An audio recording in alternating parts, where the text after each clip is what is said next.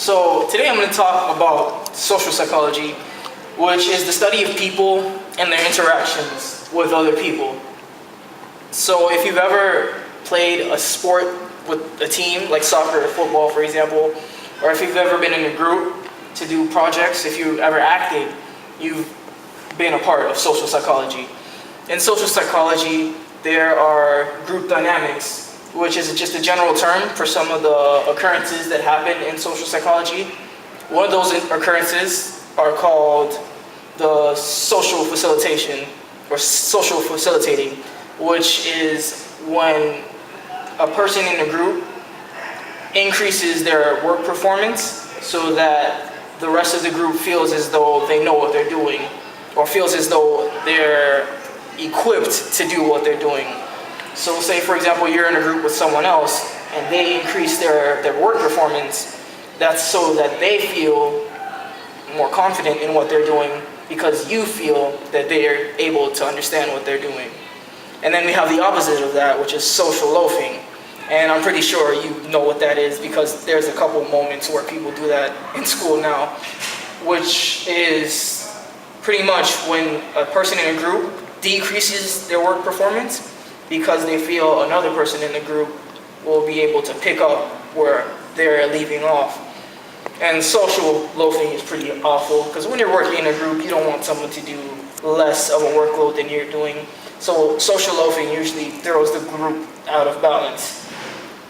And then there's an effect known as group polarization, which is another interesting effect because this is when the group exaggerates an initial attitude.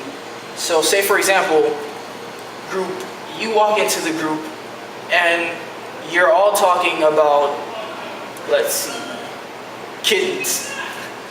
If one person in the group says that they love kittens, then another person in the group will say that they love kittens even more.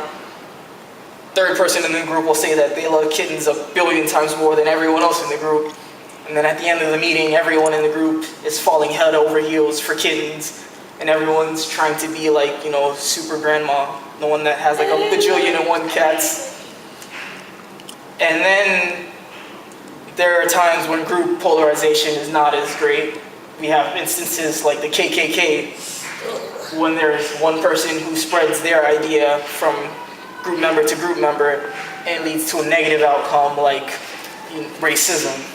So there's another really important group dynamic term, and it's known as competitive orientation, which is similar to individualistic orientation, which means that the people in the group maximize their own benefits at the expense of others.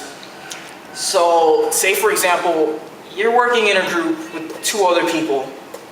You say to person A that you want to do 2 parts out of the 10 parts that needs to be done.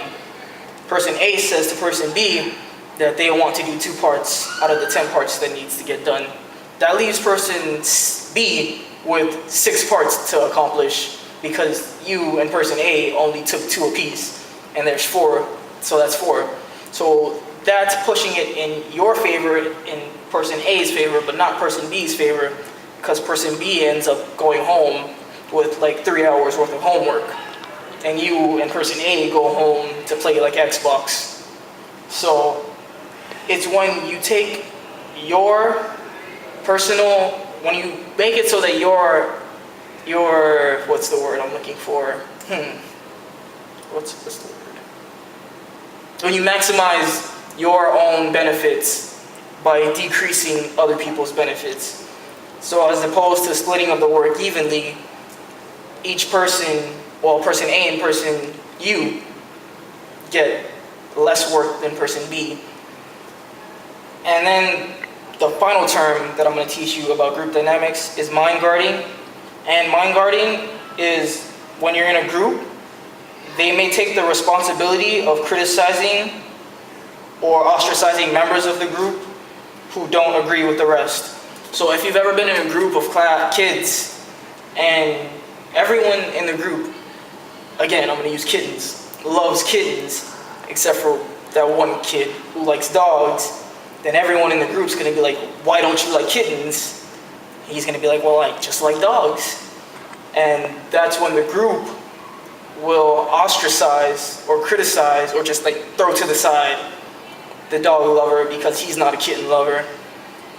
And no one ever wants to be ostracized. So pretty much group dynamics is the overall how you interact with other people and how other people interact with you. And psychologists pay a lot of attention to group dynamics because as human beings, we interact with other people every day on our way to work, when we're driving. Even though we may be in the car by ourselves, we're still interacting with the other drivers on the road. We have to watch when they're trying to merge.